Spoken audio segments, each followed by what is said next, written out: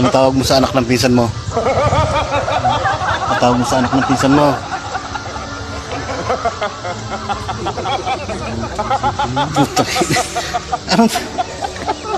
Ano tawag mo sa anak ng pinsan mo? Pinsan mo yun, di ba? Balam. Ha? Pamangkin, anak ng pinsan mo yun eh, di ba? O, anong tawag mo sa naman sa anak ng tiyuhin mo, ng uncle mo? Anong tawag mo doon?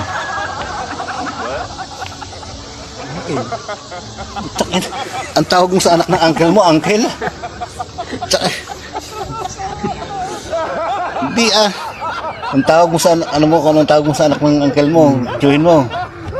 Pinsan mo yun. Pinsan mo yun. E ano tawag mo sa anak ng anak?